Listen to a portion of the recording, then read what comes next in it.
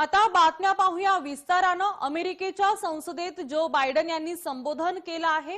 युक्रेनला $1 billion अर्थसहाय्य जाहीर करण्यात आलंय। अमेरिकेच्या संसदेत जो बायडन संबोधित करीत आहेत।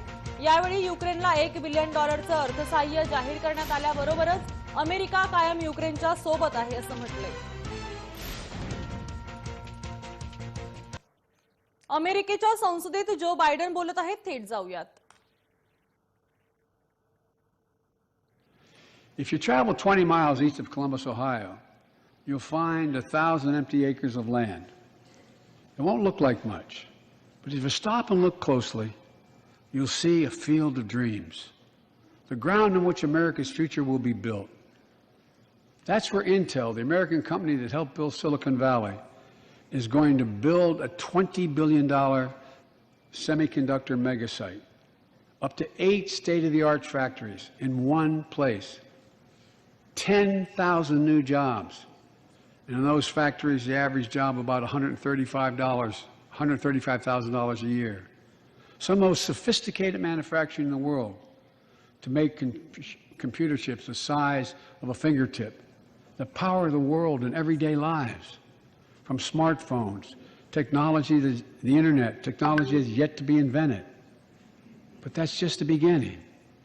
Intel CEO Pat Gelsinger, who is here tonight. I don't know where Pat is. Pat, there you go. Pat, stand up.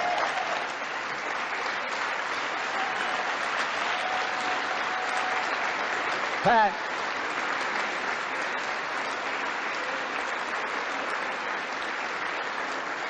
Pat came to see me, and he told me they're ready to increase their investment from $20 billion to $100 billion. That would be the biggest investment in manufacturing in American history. And all they're waiting for is for you to pass this bill.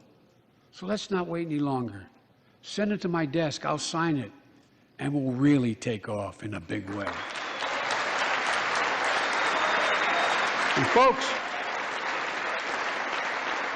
Intel is not alone. There's something happening in America. Just look around and you'll see an amazing story. The rebirth of pride that comes from stamping products made in America. The revitalization of American manufacturing. Companies are choosing to build new factories here, when just a few years ago they would have gone overseas. That's what's happening. Ford is investing $11 billion in electric vehicles, creating 11,000 jobs across the country. GM is making the largest investment in its history, $7 billion to build electric vehicles, creating 4,000 jobs in Michigan. All told, 369,000 new manufacturing jobs were created in America last year alone. Folks,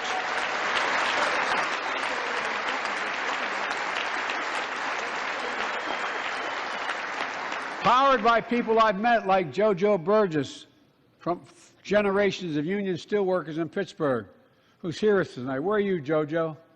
There you go. Thanks, buddy. As Ohio Senator Sherrod Brown says,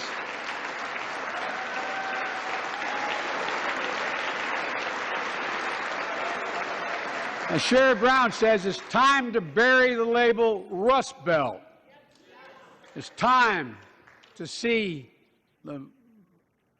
what used to be called the Rust Belt become the home of a significant resurgence of manufacturing. And with all the bright spots in our economy, record job growth, higher wages, too many families are struggling to keep up with their bills.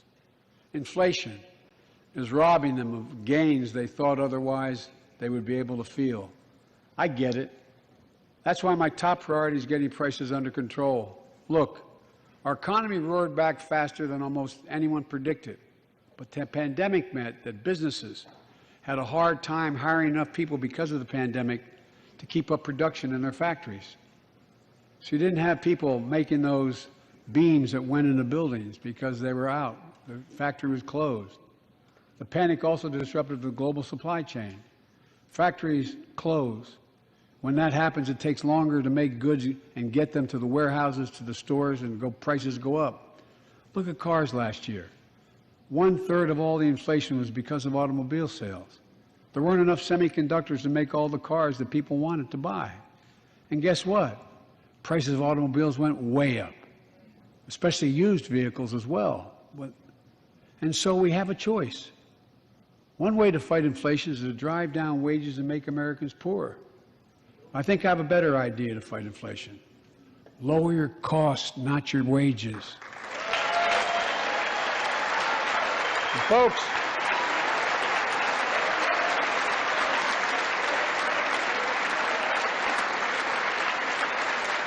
that means make more cars and semiconductors in America, more infrastructure and innovation in America, more goods moving faster and cheaper in America, more jobs where you can earn a good living in America.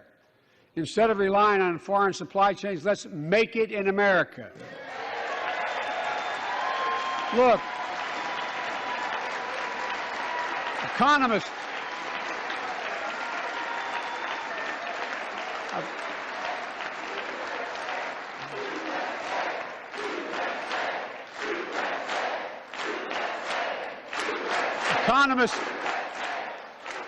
call this increasing the productive capacity of our economy. I call it building a better America. My plan to fight inflation will lower your costs and lower the deficit.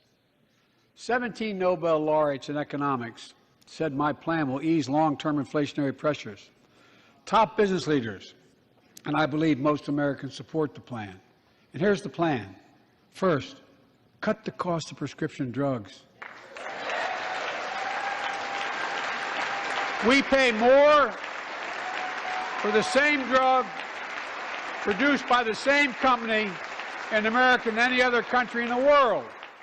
Just look at insulin. 1 in 10 Americans has diabetes. In Virginia, I met a 13-year-old boy, the handsome young man standing up there, Joshua Davis. He and his dad both have type 1 diabetes, which means they need insulin every single day. Insulin costs about $10 a vial to make. That's what it costs the pharmaceutical company. But drug companies charge families like Joshua and his dad up to 30 times that amount. I spoke with Joshua's mom. Imagine what it's like to look at your child who needs insulin to stay healthy and have no idea how in God's name you're going to be able to pay for it. What it does to your family, but what it does to your dignity, your ability to look your child in the eye, to be the parent you expect yourself to be. I really mean to think about that. That's what I think about. You know, yesterday, Joshua's here tonight, but yesterday was his birthday. Happy birthday, buddy, by the way. For Joshua and 200,000 other young people with type 1 diabetes, let's cap the cost of insulin at $35 a month so everyone can afford it. And drug companies will do very, very well, their profit margin. While we're at it, I know we have great disagreements on this floor with this. Let's let Medicare negotiate the price of prescription drugs.